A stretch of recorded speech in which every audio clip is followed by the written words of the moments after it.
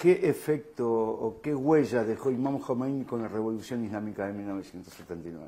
Je ne sais pas pour les révolutions en Amérique latine. Moi, ce que je vois, c'est que, en fait, tout le mouvement anti-impérialiste depuis la fin des années 70 a été marqué par la pensée de l'imam Khomeini. Ici, en Amérique latine, par exemple, je me souviens d'avoir discuté avec le président Fidel Castro là-dessus. Pour lui, l'Iran, c'était un pays lointain, puis cette histoire de chiisme, il ne comprenait pas. Et il y avait avec nous un célèbre journaliste espagnol qui a commencé à dire que Khomeini était un impérialiste, que empezó diciendo que Khomeini era un imperialista. Bon, je lui ai dit, écoutez, c'est pas sérieux. Les États-Unis disaient de vous, Cuba, que vous vouliez conquérir l'Afrique quand vous êtes allé sauver les gens en Angola. Al Congo. Mais le Cuba n'a jamais été un pays impérialiste. C'est ridicule de dire ça. Par contre, vous pouvez voir que chaque fois, tout au moins au Moyen-Orient, que des gens se soulèvent contre l'impérialisme, il y a toujours avec eux les disciples de Khomeini. Sí, es verdad. Y eso sucede a menudo y está sucediendo en toda América Latina. Hubo un gran movimiento aquí cuando Israel invadió el Líbano en la Guerra de Julio, en el 2006. Se hicieron 15 manifestaciones en la Embajada de Israel. 15 manifestaciones. Encabezadas por población argentina, musulmana, de origen chiita, seguidoras de Imam Khomeini, de Sayyid Khamenei, y lo que ha logrado ese movimiento, esas 15 manifestaciones, esas protestas, es haber hecho conocer al pueblo argentino la palabra sionismo. Porque no se conocía aquí, siempre el sionismo estuvo camuflado detrás del judaísmo. Y nunca se sabía diferenciar qué era una cosa y qué era la otra. Mais bon, moi je n'ai pas connu l'imam Khomeini. Son successeur, l'ayatollah Ali Khamenei, se définit comme le guide de la révolution. Comme le guide de la révolution. Il ne dit pas de la révolution iranienne. Révolution islamique. Il parle de la révolution dans le monde entier. Moi je suis chrétien. Mais quand j'ai rencontré l'imam Khamenei, j'ai rencontré quelqu'un qui était capable de m'indiquer la direction. Je fais très bien la différence dans sa fonction entre la partie qui est iranienne, qui consiste à maintenir l'équilibre entre les différentes tendances politiques en Iran, et sa fonction de guide de la révolution qui consiste à discerner les ennemis et à désigner les priorités. Je pense qu'au Proche-Orient, tout le monde a pu remarquer la sagesse de cet homme. La pregunta sobre la revolución islámica de Imam Khomeini viene, y la huella que dejó viene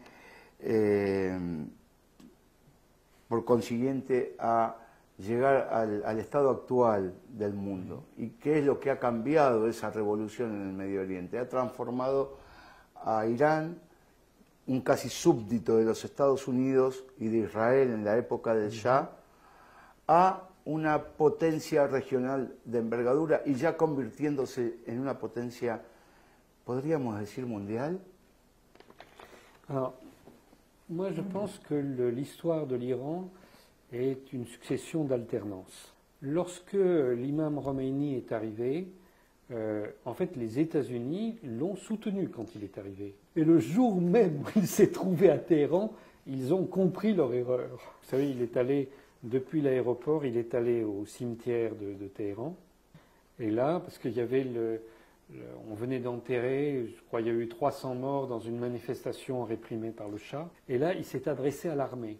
Et il a dit, mais vous êtes là pour défendre les intérêts des États-Unis ou pour défendre le peuple iranien? Et il les a invités à se lever pour libérer leur pays. Bon, pour les États-Unis, ça a été une terrible déconvenue. Et puis, bon, pendant toute la période où il était présent, l'Iran était le fer de lance de la révolution dans cette région, de la révolution contre l'impérialisme. Mais après, quand il est mort, il y a eu le président Rafsanjani et le président Khatami qui, tous les deux, voulaient surtout faire du commerce avec l'Occident. Et puis, la révolution est repartie avec le président Ahmadinejad, qui lui-même est un ancien gardien de la révolution. Et je pense qu'aujourd'hui, le président Rouhani est dans la continuité de Rafsanjani et de Khatami. Mais la force que l'imam Khomeini a déclenchée, elle est toujours vivante. Il y a les gardiens de la révolution en Iran et le Hezbollah au Liban. Es verdad. Y hablando de esa punta revolucionaria que está en Medio Oriente, que se llama República Islámica de Irán, y hablando de la Hezbollah tenemos que referirnos a Siria, que es el punto medio de ese eje de la resistencia. ¿Qué pasó en Siria, Thierry? Alors, d'abord, les relations entre la Syrie et à la fois l'Iran et le Hezbollah sont des relations très anciennes. Dès que